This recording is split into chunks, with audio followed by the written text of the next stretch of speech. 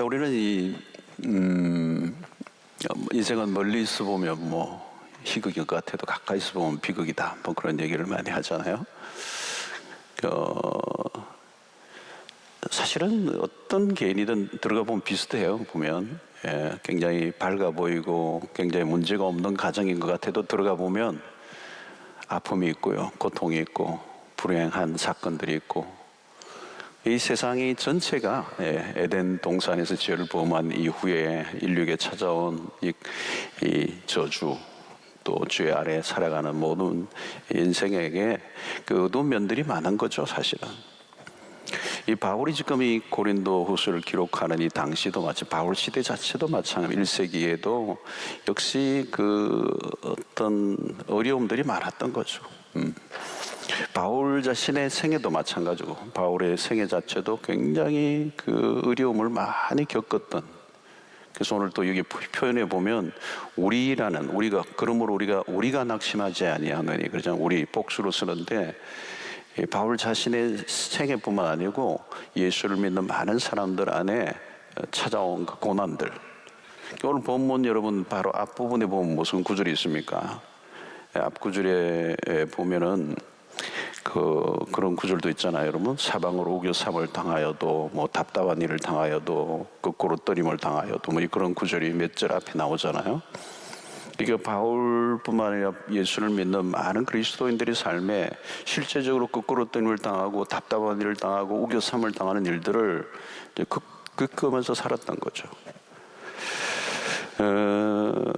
그래서 오늘 이 16절에 그러므로 우리가 낙심하지 아니하노니, 낙심이라는 단어가 나옵니다. 낙심. 바울은 자신을 포함시키고 있는 거죠. 이 낙심하지 않는다라는 이 말의 의미 안에는 뭐가 있습니까? 낙심할 수밖에 없는 그런 환경에 있다는 거잖아요. 그런 낙심할 수밖에 없는 환경 속에서도 내가 낙심하지 않는다, 이렇게 얘기하고 있는 거죠. 여러분, 세상 안으로 들어보면 우리의 마음을 후벼파고 힘들게 하고 아프게 하는 것들이 많습니다. 쉽지 않은 세상이죠. 여러분, 뭐 뉴스를 요즘도 보면은 진짜 뉴스 보면 답답해요. 뭐 좋은 일이 별로 없죠. 여러분, 비극적이고 아주 얼마 전에도 그 이천에서 그 화재 사건을 보니까 기가 막히더라고요. 여러분, 우리는 그냥 불났네, 몇 명 죽었네 그러는데요. 그 한 명 한 명을 들여다보니까 별 얘기가 다 있더라고. 결혼 이제 막 한 지 얼마 안 되는 가정, 이제 어린 아이가 이제 막 있고 그날이 생일인 가정, 별 일이 다 있더라고요. 이 비극적인 사건과 사고가 대부분이죠. 세상에 요동을 치고 있는 것입니다.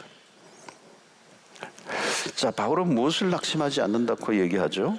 우리가 그 사람은 낡아지나 우리의 속사람은 날로 새로워져 간다. 자, 오늘 여기 보면 그 사람은 낡아진다, 이런 표현을 쓰죠. 그 사람은 낡아진다. 여기 그 사람이라고 하는 것은 단순히 육체를 말하는 게 아닙니다. 아담 안에서 살아가고 있는 우리의 상태를 말하는 거죠. 아담 안에서 있는 우리의 상태 전체, 우리 인간 전체를 말합니다. 다시 말하면 죄로 인하여 그 첫사람 아담으로 인하여, 그 죄로 인하여 인류가 겪고 있는 상태를 말하는 거예요. 그 사람이라는 거. 그 결국은 뭡니까? 죄의 지배를 받는 거죠. 하나님으로부터 멀어진 인간의 삶에 일어나는 일들, 무엇이죠, 여러분? 그 사람이 후퇴한다는 거예요. 그 말은 우리 안에 생명력이 작동되기보다는 죽음의 힘이 작동되는 상태. 하나님으로 떠난 인간은 스스로 소멸의 지배를 받고 있다. 소멸의 지배를 받고 있다. 아무리 인간의 힘으로 자기가 쓰려고 해도 끊임없이 망가지는, 훼손되고 소멸되는 그런 인생을 말하는 겁니다. 여러분, 특별히 이 육체의 쇠퇴를 누구나 경험하죠. 그죠? 나의 앞에 장사가 없어요. 나의 앞에 장사가 없어. 일반적으로 많이 넘으면서도 그걸 실감을 해요. 여기서 지금 많이 넘으신 분들은 고개를 한번 끄덕끄덕 해주시면, 예, 여전도사님들이 많이 끄떡거리네요. 현저해요, 현저해요. 40이 넘으면요, 육체가 현저하게 쇠퇴해요. 예, 체력이 현저히 떨어진다고. 40이 넘으면서. 예. 주름살이 늘어나요, 늘어나. 보세요, 우리 40대인데도 우리 부목사님들이 막 흰머리가 확 난 사람들이 있더라고. 나 원로 목사님급인 것 같더라고. 그 흰머리가 그렇게 40대인데 그렇게 하얗더라고요. 예. 이 쇠퇴와 소멸의 증상들이죠. 그게 구체화되고 있다는 사인이잖아요. 그걸 절정기가 넘었다는 걸 설명해 주는 거잖아요. 예. 그리고 특별히 절정기가 넘었다는 것을 분명히 알려주는 게 뭐예요? 뱃살이죠, 뱃살. 20대의 절정을 이루다가 서서히 지는 꽃처럼 쇠퇴기를 걸어요. 예. 너무 밑으로 연령은 내려가지는 않겠어요. 40대 이후부터. 모든 것이 하나씩 내려앉는 거죠. 머리카락이 빠지고 잇몸이 내려앉고 치아가 흔들거리고 썩고 빠지고 모든 살점들이 중력의 법칙을 받거든요. 그러니까 처지게 돼 있는 거죠. 예. 눈이 어두워지는 겁니다.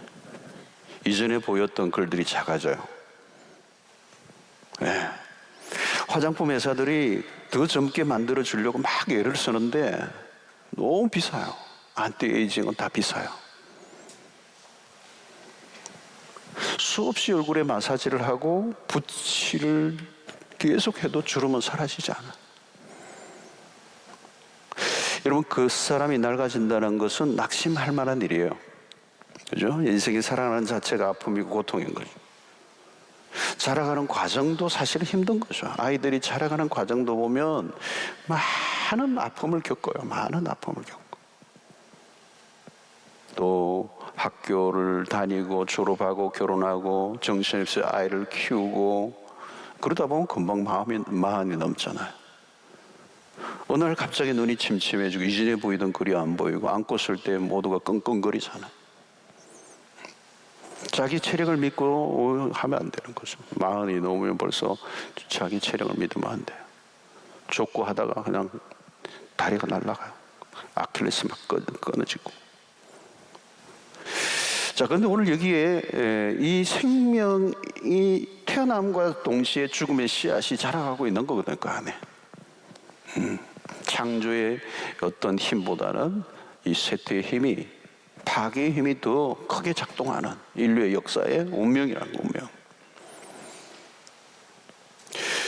그리고 성공보다 실패가 더 많은 거잖아요. 아픔이 더 많은 거죠. 고통이 더 많다는 거죠. 자, 그런데 오늘 여기 보니까 우리의 속사람은 날로 새로워지는도다. 자, 여기에 속사람도 마찬가지. 영혼을 말하는 것이기보다는 두 번째 아담이신 그리스도 안에 있는 상태를 말하는 이것도. 우리가 그리스도 안에 있으면 우리 안에는 이제는 쇠퇴의 힘이 아니라 새로워져가는, 그렇죠? 리뉴얼해지는 새로운 힘이 작동된다는 거예요. 망가지고 허물어지는 것이 아니라 새롭게 하시는 힘이 작동한다는 거예요. 그래서 골로새 3장 10절에 보니까 새 사람을 입었으니 이는 자기를 창조하신 이의 형상을 따라 지식에까지 새롭게 하심을 입은 자니라. 새 사람을 입었다. 4장 11절에도 그런 말씀이 있어요. 우리 살아있는 자가 항상 예수를 위하여 죽음에 넘겨지면 예수의 생명이 또한 우리 죽을 육체에 나타나게 하려 함이라. 우리 예수의 생명이 우리 안에 있다는 거죠. 예수의 생명이 우리 죽을 육체에 나타나게 합니다. 그러니까 이제는 우리 안에 예수를 믿는 백성들에게는 예수의 생명이 들어와 있다는 거죠. 예수의 생명이. 이 생명은 무슨 생명입니까? 부활의 생명이라고. 부활의 생명. 여러분, 이것은 우리가 매일매일 확인해야 돼요. 지금 이미 우리에게 임한 예수의 생명. 예수를 믿지 않는 사람은 겉보기에는 대단한 에너지가 있고 원기 왕성한 것처럼 보이지만 참 생명이 그 안에 없는 거예요. 이미 죽은 몸이에요. 이미 죽음. 생물학적으로 살아있는 게 그게 영적으로는 죽어 있는 거잖아요. 그러면 이미 첫 번째 아담의 그 상태예요. 죽음의 힘, 쇠퇴의 힘, 소멸의 힘. 그러나 예수를 믿는 사람에게는 몸이 아주 약해 보이고 뭐 병골이고 시름시름 앓는다 해도 예수의 생명이 그 안에 있다는 거예요. 우리가 예수를 믿는 순간부터 예수의 영원한 생명 안에 들어가 있는 거죠. 그 생명은 어떤 생명이죠? 하나님의 생명이에요. 하나님의 생명. 다르게 표현하면 신적인 생명이다. 신적인 생명이다. 그 생명은 꽉 찬 생명이고 영원한 생명이다. 영원한 생명. 여러분, 우리가 코로나 바이러스로 죽음의 공포가 온 세상을 지금 휘몰아치고 있어요. 휘몰아치고 있어요. 당연히 우리는 조심해야 되고 걸리지 않도록 노력해야 되고, 그러나 신자가 달라야 되는 게 하나 있어요. 죽음에 대한 공포를 이긴 사람들이. 죽음의 공포에 시달리는 사람이 아니에요. 세상은 본래 그 죽음의 공포가 지배하고 있습니다. 평소에도 죽음의 공포가 지배하고 있거든요. 그 밥을 먹으면서도 이런 거 먹으면 혹시 발암 물질이 있어서 내가 암에 걸리지 않을까? 그래서 죽는 거 아닌가? 뭘 먹으면 좀 더 오래 살까? 뭘 먹으면 병이 안 걸릴까? 맨날 그냥 먹는 약, 건강식품 다 챙기는데 그 안에 뭐가 있어요, 여러분? 죽음에 대한 두려움이 있는 거, 죽음에 대한 공포가 있는 거. 세상은 평소에도 죽음의 공포예요. 근데 이 코로나가 오니까 어때요? 진짜 덮치는 거예요. 죽음의 공포가. 죽을까 봐.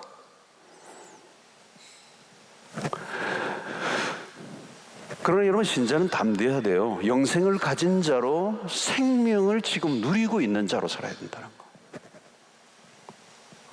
물론 마지막 날 완전한 형태의 영생 안으로 들어가겠지만 중요한 것은 뭐예요? 우리가 하나님의 나라를 얘기할 때 이미 임한 나라와 아직 임하지 않은 그 사이에 있다고 그랬잖아요. 이것은 다가올 나라에 대한 기대를 막연하게 하고 있는 그런 상태가 아니라 이미 임한 하나님의 나라를 적극적으로 누리는 사람이어야 된다는 거예요. 뭘 누려요? 예수의 생명을 누리는 자여야 된다는 거예요.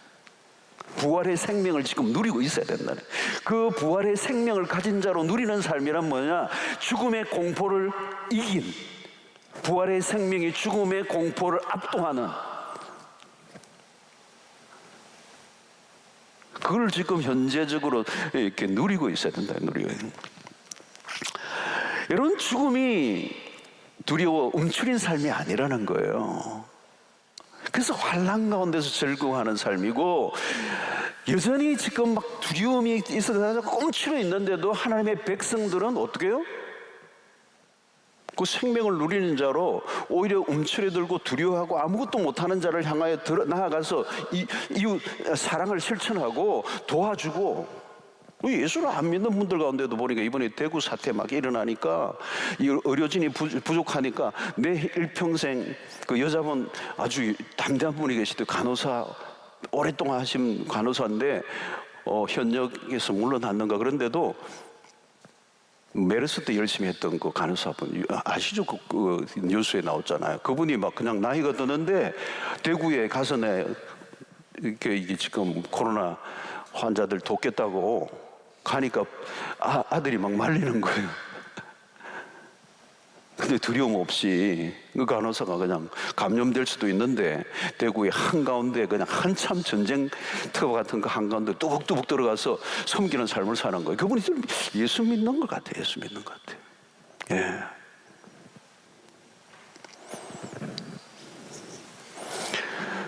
여러분, 오늘 우리 이런 우중충한 시대잖아요. 우중충한 시대. 몇 달 이러니까 막 그냥 다 죽는 것 같고, 다 오그라들고, 다 우울해지고, 그냥 꼼짝을 못 하는데, 그리스도인의 삶에는 얼굴에 꽃이 피어야 돼요. 죽음의 그림자가 우리를 두려우게 해서는 안 된다는 거예요. 전부 다 죽음의 그림자에 그 공포에 짓눌려 있을 때 하나님의 백성들은 두려움 없어야 돼요. 그렇다고 해서 코로나 어디 있나 막 이러라는 얘기가 아니에요.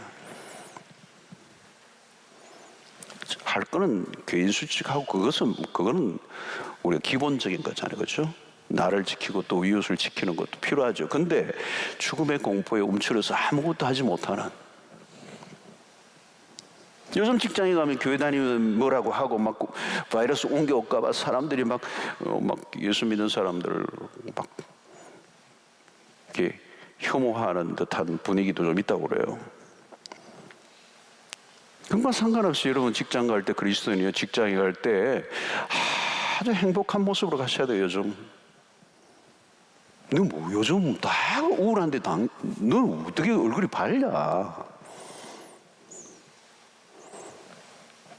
여러분 죽음 이 공포를 이겨낸 생명 안에 살아가는 사람들, 생명에서는 환경에 눌리지 않았다는 거예요. 그리스도인들이. 바울 사도의 삶이 그거예요. 난 낙심하지 않는다. 그죠? 우리 이제 뭐 어쩔 수 없이 마스크도 쓰고 그러는데, 오늘 또 우리 몇 분하고 얘기했는데, 그 마스크 쓰고 다니니까, 예배도 드리니까 이게 뭐가 답답한 것 같아. 하여튼 이 마스크에 뭐를 디지털로 해가지고 막 예수 믿으세요 뭐 이런 걸 하든지, 하여튼 뭐가 이게 내가 누르면 여기서 뭐가 막 말이 나오고 막 사랑해요 뭐 이런 게 막 나오고 뭐 이러면 좋을 것 같아.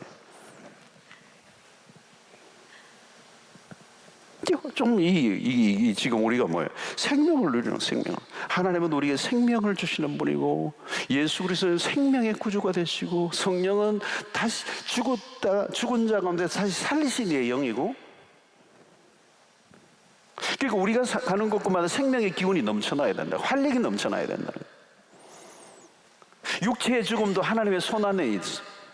부정적인 언어를 사용하지 말라. 오늘날 일어나는 일들이 우리를 낙심하게 하는 일들이 많지만, 그러나 우리는 낙심하지 아니하노니. 낙심할 만한 일보다 더 강력한 힘이 우리를 지배하고 있기 때문에. 여러분, 예수의 생명을 가진 자들은 낙심한 자들을 찾아다니며 일으키는 일을 해야 돼요. 우리가 하지 않으면 누가 하겠어요? 우리 사랑방 목자 되시는 분들도 그 사람들에게 소망을 일으켜주고 두려워하지 말라고 그러고. 오늘 여기 보십시오. 17절에 우리가 잠시 받는 환난에 경한 것이 지극히 크고 영원한 영광에 중한 것을 우리에게 이루기를 함이라. 여기 표현이 뭡니까? 우리가 잠시 받는 환난. 바울은 환난을 언급하죠. 우리의 삶에 환난이 많아요. 그리스도인들에게 이 시련과 환난은 예외가 아닙니다. 신앙이 좋아지면 환난이 닥치지 않으면 얼마나 좋겠습니까? 오히려 더 신앙을 가질수록 환난이 더 심해지잖아요. 믿음대로 살면 역풍을 만나게 됩니다. 오히려 자기 마음대로 사는 사람들은 편하게 살아가지만, 말씀대로 살아가는 사람들은 어떻게 보면 역경을 그냥 초대하는 것입니다. 여러분, 세상에서 그리스도인으로 산다는 것은 마치 맹수떼들이 우글거리는 정글에서 가젤과 같아요. 가젤, 아주 약하게 보여요. 무방비로 당할 때가 있습니다. 시련의 바람에 그대로 노출되어야 됩니다. 바울이 삶이 그랬습니다. 그는 예수를 만난 이후에 온갖 환난에 다 부딪혔어요. 예수를 믿지 않았다면 그렇게 고생할 이유는 없어요. 인간적으로. 진리의 구경꾼으로만 있었으면 고난을 당하지 않고도 살 수 있었을 것입니다. 그러나 진리를 따라 살려고 할 때 찾아오는 이 고난, 죄로 인하여 망가진 이 세상 안에 구조적으로 모순투성이고 문제투성이 안에 하나님의 백성들은 믿음을 따라 살아갈 때 불가피하게 찾아오는 이 악한 일들, 고통을 피할 수가 없다는 거예요. 자, 오늘 우리가 코로나로 인해서도 우리가 실감하고 있는데, 갑자기 질병으로 가족을 잃고 사고로 또 뭐 이런 일들이 많이 일어나고 있습니다. 슬픈 일들이 이 줄을 많이 이어요. 고난의 문제는 사라지지 않습니다, 여러분. 많은 사람들은 시련과 환난 앞에 무릎을 꿇죠. 무너져 버립니다. 그리고 이 실패와 이런 시련이 인생의 행로를 다 바꿔놓아요. 거대한 바람이 불면 돛담배가 길을 잃어버리고 어디로 가야 할지 알지 못합니다. 붙들고 있던 것들이 흔들리면서 신앙도 이상한 방향으로 변질되기도 하죠. 닥쳐오는 이 실패와 불행 앞에 모든 게 무너집니다. 자, 우리는 여기서 바울의 반응을 잘 보아야 돼요. 바울의 태도, 낙심하지 않는다. 근데 이 낙심하지 않는 이유가 뭐냐? 오늘 18절에는 이렇게 표현합니다. 우리가 주목하는 것은 보이는 것이 아니요 보이지 않는 것이니 보이는 것은 잠깐이요 보이지 않는 것은 영원합니다. 놀라운 말씀, 참 멋있는 말씀이 18절의 말씀. 우리가 지금 보는 것은 보이는 게 아니다. 지금 당하고 있는 그 환난이 전부가 아니다. 보는 것들은 현실이죠. 우리가 매일 맞이하는 현실은 보이는 것들입니다. 물론 이 보이는 현실을 무시할 수는 없어요. 매일 마주치는 일상입니다. 어떤 사람은 신앙이 좋다는 미명하에 현실을 무시하려고 합니다. 늘 구름 위를 걷는 것 같이 삽니다. 그러나 현실을 직시하라고 하면 믿음이 없다고 그렇게 야단을 치죠. 예. 그러나 여러분, 우리는 현실을 무시해서는 안 됩니다. 현실을 무시해서는 안 돼요. 신앙은 현실을 무시하지 않습니다. 자, 그러나 현실이 전부는 아니에요. 현실을 직시하지만 현실 너머를 볼 수 있어야 합니다. 너머를 볼 수 있어요. 현실은 잠깐 지나가는 것입니다. 아무리 대단한 것이라도 잠깐 지나가는 거예요. 힘든 시기를 지날 때가 있지만 그때는 막 너무 힘드니까 이게 막 그냥 계속될 것 같은데 그렇지 않다는 거예요. 오늘 여러분 본문을 보면 그렇잖아요. 17절에도 그런 말씀. 우리가 잠시 받는 환난에 경한 것. 18절에도 보이는 것은 잠깐이요. 잠깐이라는 거예요. 바울은 이게 잠깐이라는 이 표현을 씁니다. 잠깐이 뭡니까, 여러분? 이것은 영원과, 지금 오늘 본문에 나오는 영원과 비교해서 얘기하는 거예요. 영원과 비교하는 거예요. 영원을 볼 줄 아는 눈을 가진 사람들의 기준. 아무리 힘든 일이라도 영원하지 않다. 영원이라는 시간 안에서 이 오늘의 현실을 보는 것이죠. 그걸 보니까 잠깐이랑, 지나고 나면 이전의 일이 잠깐이었다. 여러분, 우리 인생 전체를 통틀어 봐도 사실은 잠깐이에요. 시편 90편 4절에 이런 말씀이 있잖아요. 주의 목전에는 천년이 지나간 어제 같으며. 무슨 얘기입니까? 주의 목전에 천년이 지나간 어제 같아요. 밤에 한 경점, 한 순간 같을 뿐입니다. 천년이요. 천년이 그렇다는 거예요. 천년이. 여러분, 천년이 얼마나 깁니까? 아무도 모르죠, 여러분. 주의 목전에는 지나간 어제 같고 밤의 한 순간 같다. 휙 하고 지나갔는데 천년이라는 거. 천년이 지나갔다. 우리는 고작 길어도 100년을 삽니다. 그런데 시인은 천년이 지나간 어제 같다. 여러분, 천년에 100년을 비교 절차할 수 없죠. 청년과 100년은. 근데 천년이 얼마나 깁니까? 근데 잠깐 지나간 어제 같다. 지금도 우리가 여러분 10년이 길어 보이고 50년이 길어 보이죠. 그러나 잠깐이에요. 잠깐이에요. 영혼에 비교하면 점을 하나 찍어 놓은 것 같습니다. 젊은 날에는 시간이 잘 안 가잖아요. 그죠? 그러나 나이가 들어갈수록 시간이 빠르다는 거. 그 참 그 말이 맞는 것 같아요. 자기 연령에 맞게 시속. 50대는 50km로, 40대는 40km로, 30대는 30km, 20대는 얼마나 느리게 가겠어요. 20대 막 느리게 가는 거. 예, 80대는 막 초스피드로 달리는 거예요. 90대는 속도가 금방 붙는 것입니다. 일순간 금방이에요. 돌았으면, 우리도 요즘 그렇잖아요. 돌았으면 검철이에요, 저는. 요즘은 밤샘 철야를 안 하는데 밤샘 철야 할 때는 밤샘 철야가 돌았으면 밤샘 철야예요. 한 달이 그렇게 빨리 와. 우리는 주 단위로 사니까요. 수요일만 딱 지나니까 주일이 있다고 오더라고. 검철인 그게 중간에 걸려 있는 거고, 검철하고 막바로 주일로 오는 거거든. 그래가지고 이렇게 뭐 하는데 수요일이 오는 거예요. 그리고 검철. 일주일이잖아요. 한 달이 금방이고. 지금 뭐 돼요? 5월이잖아요. 5월 딱 스타트 했는데 지금 뭐예요? 오늘 5월 8일이잖아요. 초순이 지나가는 거예요. 한 달이 금방이에요. 일주일이 금방이에요. 꽃이 피듯이, 그죠? 금방 지는 거예요. 금방 지는. 여름이 금방 오고, 가을이 금방 오고, 겨울이 금방 오고. 크리스마스 점등시하는 날이 벌써 다가오는 거예요. 그 점등식 팀 어디 있어요?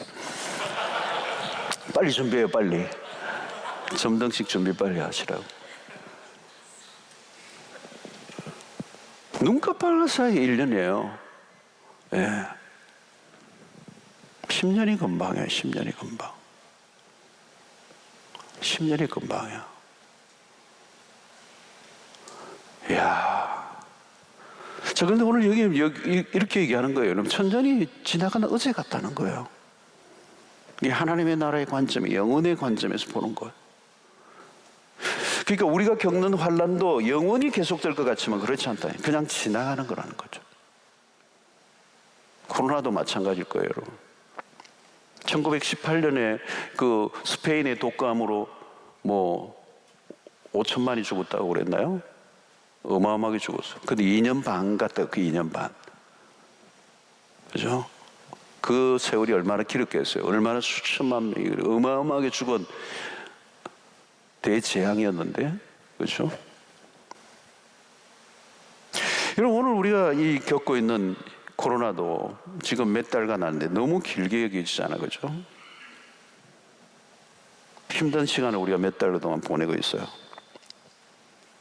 뭐 이게 또 언제 끝날지 모르지만, 그러나 이것도 지나가는 거예요, 여러분. 지나가는 거예요. 나중에 돌아보면요, 그때 그런 일이 있었지. 그래서 여러분, 여기서 우리가 가져야 될 매우 중요한 것은 이 잠깐 오늘 우리가 겪고 있는 환난의 중앙, 환난이 크게 여겨지지만 그것은 잠깐이고 보이는 것은 잠깐이라는 거예요. 그 환난도 보이는 거라는 거예요. 우리가 혼란을 이렇게 하면 안 돼요. 보이는 것은 잠깐이라는 거예요. 여러분, 오늘날 무신론자들은 뭐예요? 눈에 보이는 것만 존재한다고 믿잖아요. 보이지 않는 것은 존재하지 않아요. 보이는 것만 존재한다고 그래요. 그러나 여러분, 오늘 성경은 정반대예요. 보이는 것은 보이는 게 아니라는 거예요. 훅 하면 사라져버리는 거예요. 그래서 우리가 현실보다 더 주목해야 할 우선순위는 영원한 것이다. 영원한 것이다. 현실을 보지 말라는 게 아니에요. 그러나 영원한 것을 먼저 주목하고 다음에 현실을 보는 거예요. 그래서 우리는 언제나 하나님의 나라를 보고 현실을 보는 거예요. 여기에서 하나님의 나라를 보는 게 아니라 하나님의 나라에서 현실을 바라보는 거예요. 영원의 세계에서 오늘 현실을 바라봐야 돼요. 영원을 보이지 않는 것을 보지 못하면 우리는 오늘 눈에 보이는 것만이 전부인 것으로 여기는데, 눈에 보이는 것은 성경은 보이는 게 아니라는 거예요. 그건 우리가 주목하고 바라봐야 될 게 아니라는 거예요. 여기서 중요한 것은 영원한 것을 주목하지 않으면 문제가 심각해진다는 거예요. 영원한 것을 주목하지 않으면 현실만 남게 되잖아요. 그건 답이 없어요. 그게 왜 사람들이 이기적인 사람이 됩니까? 현실만 있으니까. 왜 사람이 비겁해지죠? 현실밖에 없으니까. 현실에 사로잡히면 계산적이고 겁이 많고 이상한 움츠러들고 시련과 환난에 견뎌낼 힘이 없고. 여러분, 신자는 현실만 보고 결론을 내면 안 됩니다. 현실만 보고 결론을 내는 사람들은 현실이 전부이기 때문에. 왜 산상수순적 삶을 살죠? 왜 오른밤 때리는데 왼밤을 올려댑니까? 왜 그러는 거죠? 현실이 전부가 아니기 때문에. 하나님의 나라가 있기 때문에. 여러분, 문제 많고 모순투성인 이 세상, 저는 요즘 그걸 더 많이 느껴요. 이 문제 많은 세상, 모순투성인 세상, 모든 게 그냥 다 뒤섞여가지고 뭐가 뭔지도 알 길이 없을 만큼 이 혼란한 이 세상 한가운데, 여러분, 세상을 바라보면요, 적당한 거리를 두고 봐야지요. 세상을 너무 막 들여다보면요, 낙심할 것밖에 없어요. 탄식이 절로 나요. 탄식이 절로 나. 무질서와 혼돈과 불법과 타락한 세상을 보면 화가 나는 거예요. 악인은 여전하고, 왜 세상이 이 모양인가? 뉴스를 볼 때마다 왜 저런 사고는 반복되고 억울하게 왜 죽게 죽는 사람들은 계속되고, 뭐 저런 일 제발 하면 안 된다고 뭐 안 하겠다 그러는데도 뭐 그건 계속되는 거고, 연약한 자들은 오히려 고난을 받는.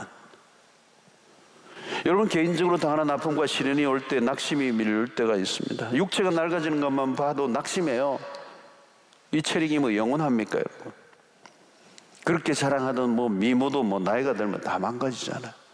요즘 가끔 보니까 그런 분들이 이제 옛날에 막 멋있었던 미인 탤런트인데 뭐 나이가 들어가지고 TV에 나오는데, 어머, 저분이 왜 저래 됐을까?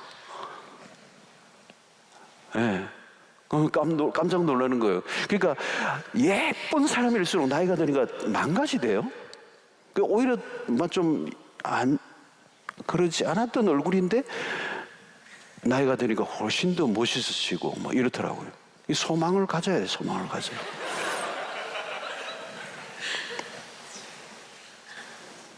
여러분, 육신적인 것만 매달리면 낙심할 것밖에 없어요. 낙심할 것밖에 없어요. 아무리 운동해봐요, 아무리 좋은 거 먹어봐요.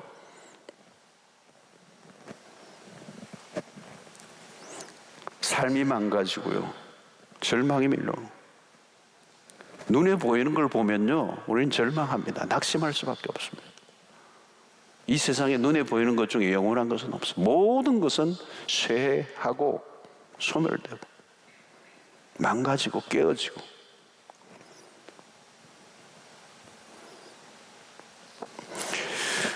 우리는 보이지 않는 것을 보아야 합니다. 고린도서 4장 12절에서 앞부분에도 마찬가지, 9절에도 이게 이제 이 4장, 고린도서 4장 전체를 보아야 되지만 앞부분을 12절을 보면, 그런즉 사망은 우리 안에서 역사하고 생명은 너희 안에서 역사하느니라. 우리가 보는 것은 우리 안에 역사하는 또 다른 게 있다는 거예요. 그것이 예수의 생명이 우리 안에. 여러분, 우리의 육체적 시력은 약해집니다. 그러나 그리스도인의 영적 시력은 점점 좋아져 가야 돼요. 영적 시력은 뭐예요? 보이지 않는 것을 보는 거예요. 신자에게 위기 상황은 보이지 않는 것을 보지 못하는 거예요. 그 차이예요, 여러분. 뭐 신자라고 다 같은 신자가 아니잖아요. 시력이에요, 시력. 영적 시력이 밝아져요. 눈에 보이는 것에만 집중하면 소망이 없습니다. 육체적인 눈은 바로 앞만 보는 거죠. 일어난 현실만 보고. 영적 시력을 확보해야 돼요. 그러면 멀리 보는 것이죠. 이전에 안 보이는 게 보이기 시작합니다. 새로운 감각이 생기고요, 영적 상상력이 일어나고, 이전에와 비교할 수 없을 정도로 깊은 깨달음이 찾아오고 은혜의 강도가 더 강해지는. 여러분, 똑같이 예배를 드려도 하나님의 은혜가 막 임하면 그 영적 시력이 확보가 돼요. 그러면 현실에 눈을 떨구고 살던 내가 거기에서 벗어나 큰 영원한 세계를 바라보니까 염려에서 자라는. 눈을 뜨고 볼 수 있는 것보다 눈을 감고 볼 수 있는 게 훨씬 더 많아요. 묵상의 깊이가 더 풍성해져요. 소유하지 않아도 풍성함과 부유함을 누릴 수 있어요. 바울의 멋진 고백이 그거잖아요, 여러분. 고린도서 6장 10절의 말씀, 근심하는 자 같으나 항상 기뻐하고 가난한 자 같으나 많은 사람을 부유하게 하고 아무것도 없는 자 같으나 모든 것을 가진 자로다. 저는 이 너무 멋있는 거죠, 여러분. 이게 여러분 그냥 뭐 뜬구름 같은 소리가 아니에요. 바울이 누렸던 삶이에요. 이전에는 유욕으로 가득한 눈으로 세상을 보았습니다. 욕망의 눈, 만족함이 없었어요. 모든 걸 가지고도 껄떡거렸던 인생이. 여러분, 육체의 그 눈으로 바라보는 그 눈은 만족이 없어요. 그러나 영이 열리고 나면 세상이 곁에 연연하지 않았어요. 갈수록 초연해지는 겁니다. 여유가 있어져요. 깨달음이 깊어지고요. 여러분, 믿음의 눈이 열리면 잃어버린 것만 있는 게 아니라 오히려 더 많은 것을 얻습니다. 육체가 쇠하여가고 세상적인 것이 다 낡아져도 오히려 내 영혼은 더 새로워져 가는. 그러므로 여러분, 그리스도 안에서 나이가 든다는 것은 그냥 늙어가는 게 아니에요. 멋있어져 가는 거예요. 여러분, 나이가 들어 철이 드는 거 아닙니다. 은혜를 받아야 철이 들어요. 네. 철이 든다는 것은 유치함을 벗어버리는 거잖아요. 자칫하면 유치한 삶을 살 가능성이 매우 높아요. 여러분, 어떤 사람은 교회를 그렇게 오래 다니고도 아직도 술을 끊니 마니 그걸로 세월을 다 보내는 사람들이 있어요. 야, 진짜 어느 세월에 예수 제대로 믿고 주님 앞에 갈지. 여러분, 나이가 들면서 신앙도 함께 자라가야 합니다. 근데 이게 쉬운 게 아니에요. 쉬운 게 아니에요. 나이 따로 신앙 따로예요. 왜 유치한 줄 모르고 살아갑니까? 눈이 안 열려서 그런 거죠. 나이가 들어도 겉멋만 추구하는 사람들이 있어요, 여러분. 세상적인 것들을 자랑해요. 아무도 알아주지 않는데 과거의 낡은 훈장들을 가슴에 달고 다니는 사람. 금방 다 없어져 버리고 말 것들을 가지고 폼잡고 살아가는 사람들.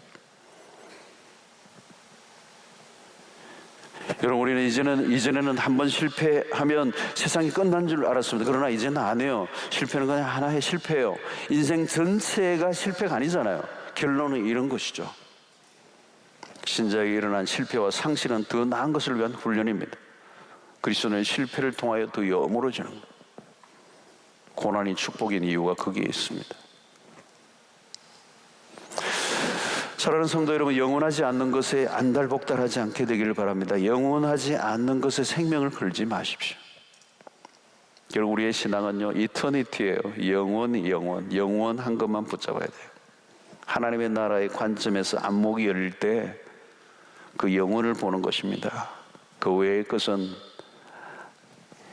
forget it, 잊어버리세요. delete, 다 지워버리세요. 현실에 있어 일어나는 사건들을 보면서 막 거기에 막 연연하지 말라는 거예요. 네. 영원한 것을 보라, 영원한 것을. 날마다 속사람이 새로워져가는, 그죠? 속사람이라는 말은 그리스도 안에서 새로운 존재가 된 것이죠. 새로운 존재가 된 것입니다. 새로운 존재.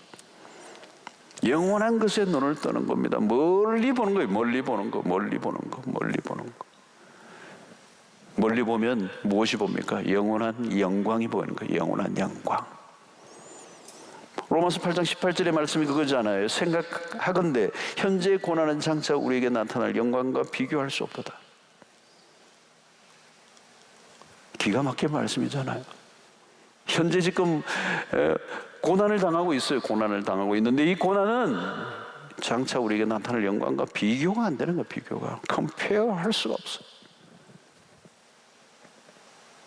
오늘도 17절의 말씀이 그거잖아요. 우리가 잠시 받는 환난에 경한 것, 이것이 지극히 크고 영원한 영광에 중한 것을 우리에게 이루게 하면, 잠시 지금 받는 이 환난에 경한 것으로 인하여 지극히 크고 영원한 영광에 중한 것을 우리에게 이루어가는 일의 소스가 되는, 비교가 안 되는 거죠, 여러분. 비교. 이 지금 당하는 이 환난이 어려움이 전부인 것처럼.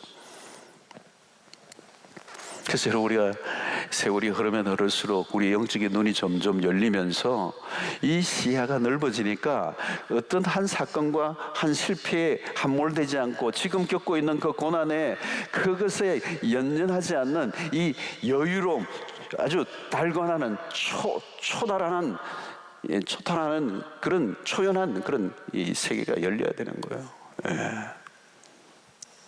우리의 시선을 어디에 고정해야 되느냐? 지극히 크고 영원한 영광에 중한 것.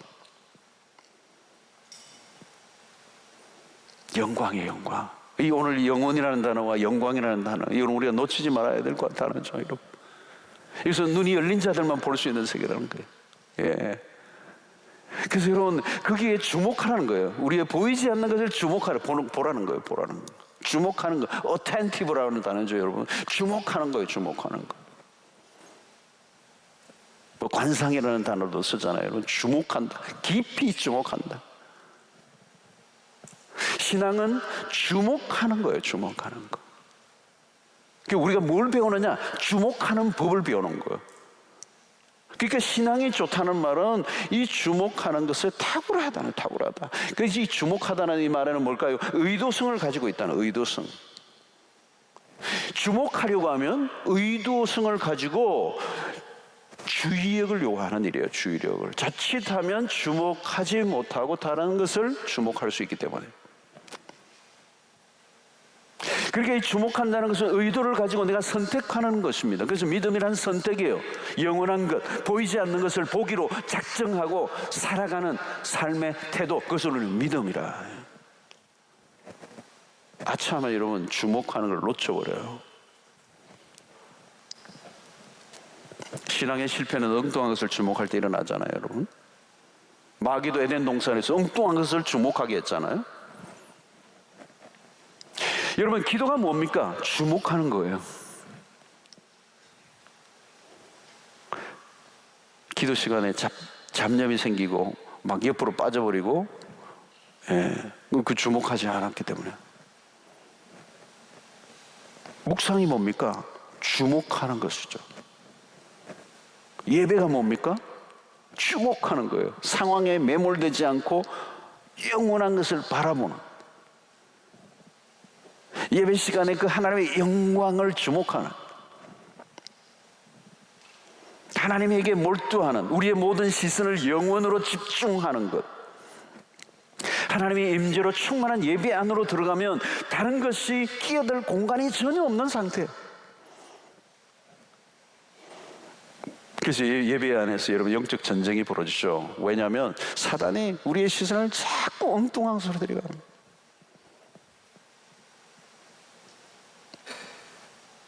저는 이번에 코로나가 우리의 이 예배를 말이죠, 막 교란시키는 거예요. 교란시키는 거예요. 교란시키는 거예요. 여러분, 영원이 아니라 당장 눈앞의 일이 모든 것인 것처럼 착각하게 만드는, 우리의 숨통을 쥐고 흔드는 거죠. 당장 모든 것을 끝내라고 말합니다. 이것이 너의 모든 것을 결정한다고. 막 득달을 하는 거, 득달을. 성도 여러분, 하나님과 영원한 것을 놓쳐버리면 우리는 혼란에 빠집니다. 일상에서 우리가 늘 찾아오는 시험은 무엇입니까? 눈앞에 놓여진 것에 쫓겨다니도록,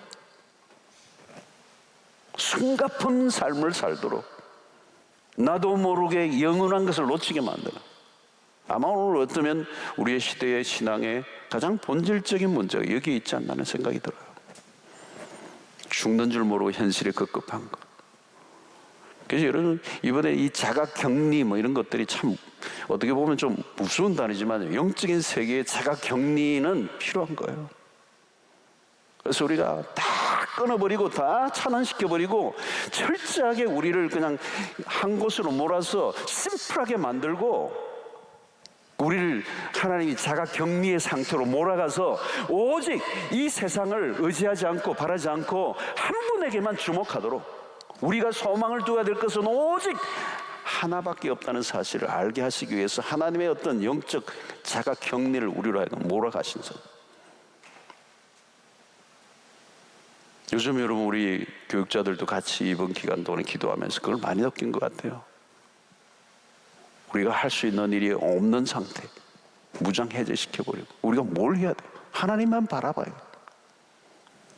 지난 철에도 하나님의 은혜 외에는 길이 없는 거. 무슨 방법이 필요하겠어요? 지금 무슨 방법으로 여러분 하겠어요? 아무리 탁월한 방법을 해왔죠.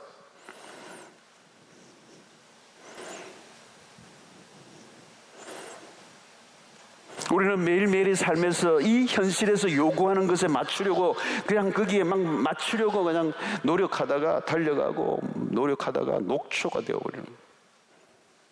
그래서 어떤 면에서 우리 한국 사회는 활동 과잉 시대, 과잉 활동 시대.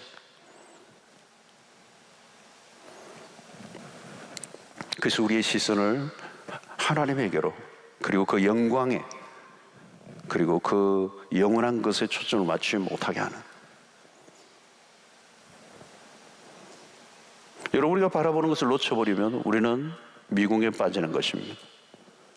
여호수아와 갈렙은 광야 세대로서 유일하게 가나안으로 들어갔습니다. 그 힘은 어디에서 나온 것입니까? 멀리 보았기 때문에. 왜요? 그들은 이미 가나안을 본 사람입니다.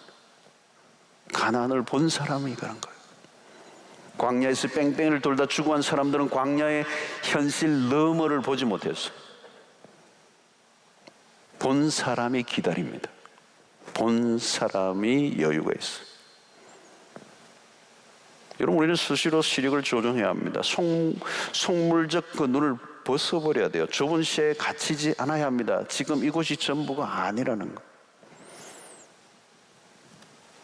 지금 코로나 바이러스를 통해서 우리에게 지금 인류에게 던지는 메시지는 뭡니까? 눈에 보이는 세상은 불완전하고 소멸된.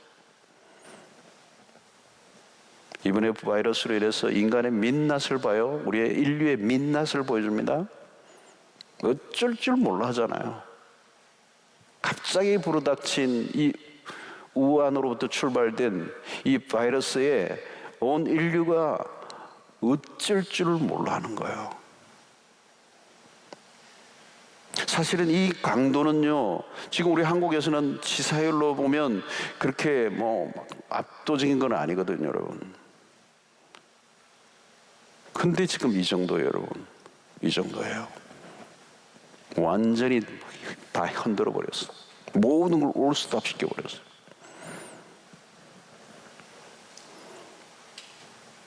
서구 사회도 마찬가지죠, 여러분. 처음에는 뭐 미국도 뭐 마스크 막 다 던져버리고 안 쓰고, 트럼프 대통령 아직도 안 쓰고 있긴 하지만, 근데 저 막 걷자 없이 늘어나잖아요. 막. 유럽 마찬가지. 유럽 연합이 뭐예요? 공조 없어요, 여러분. 서로 살겠다고 막 국경선에서 막 실랑이를 벌이고, 연합이 없어요. 연합이 그냥 국가주의 폐쇄.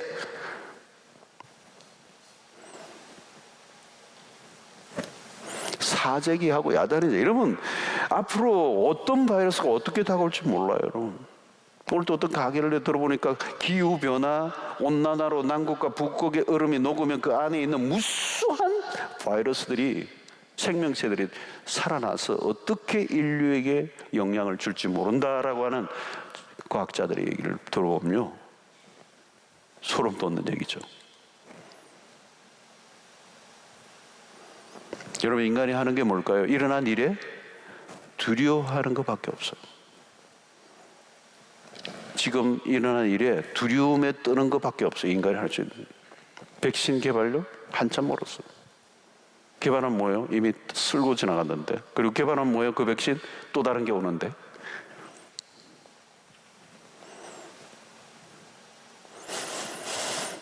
여러분, 우리가 해야 될 것은 뭘까요, 여러분? 보이지 않는 것, 보이는 것은 보이는 게 아니라는 거죠. 그건 잠깐이에요. 우리는 그 보이는 것에 흔들리는 이 환란의 그 세계를 바라보며 그것이 전부가 아니고 그것을 통하여 영원한 하나님의 나라를 주목하게 하시는, 이 세상은 불완전한 나라예요. 어떤 것도 완전한 것을 이룰 수가 없어요. 그리고 우리는 하나님의 나라를 바라봐야 하고 천국을 소망해야 합니다. 영원한 것을 바라봐야 돼요. 우리가 바라보는 것이 무엇인지를 재확인하는 작업이 필요합니다. 그러므로 우리는 주일마다 이 마디마디를 끊고 예배를 드리면서 시선을 다시 영원한 곳으로 향하는, 영원한 곳으로 향하는 그 작업을 우리는 주일마다 반복해서 하는 거예요. 보이는 것과 보이지 않는 것, 잠깐과 영원한 것을 구분하며 볼 줄 아는, 현실 너머를 보는 눈이 열려져야 하는 것입니다. 보이는 것이 전부인 줄 알고 착각하며 살지 않게 되기를 바랍니다. 그러면 낙심할 수밖에 없어요. 결코 그럴 수 없다는 거예요. 지금 무엇 때문에 낙심하고 절망하고 있는가? 우리 그 사람은 다 쇠퇴해요. 고패해요. 아담 아래 우리의 모든 것은, 그 주의 지배 아래 있는 오늘 인류의 모든 상태는 쇠퇴와 소멸과 썩음의 지배를 갖고, 그것에 몰두하고 산다면 우리는 매일 낙심할 수밖에 없어요. 우리 육체뿐만 아니라 우리의 삶의 전 영역은 불행과 비극의 연속. 우리는 보이지 않는 것을 주목해야 합니다. 그래서 우리는 예배 때마다 생명을 걸고 우리의 영안이 열려지기를 갈망해야 돼요. 지금도 여러분의 영안이 열려지면 보이지 않는 세계를 보게 될 것이고, 그 보이지 않는 세계는 영원한 것이고, 거기에는 한가운데 우리에게 주어질 장차 하나님의 영광이 찬란하게 빛나고 있음을 믿어야 하는, 그래 두려워하지 말고 오늘 주어진 일상 속에서 예수의 생명을 누리고 살아가셔야 돼요. 부활의 생명이에요. 이는 죽어도 사는 생명이에요. 오늘 이 어떤 사망의 권세도 우리를 지배하지 못하게 하는 이 생명력. 제가 지난번처럼도 얘기했습니다만 2주 전에 이 꽉 찬, 막 밀고 나오는 이 생명력, 이것을 표현하셔야 돼요. 누리셔야 돼요.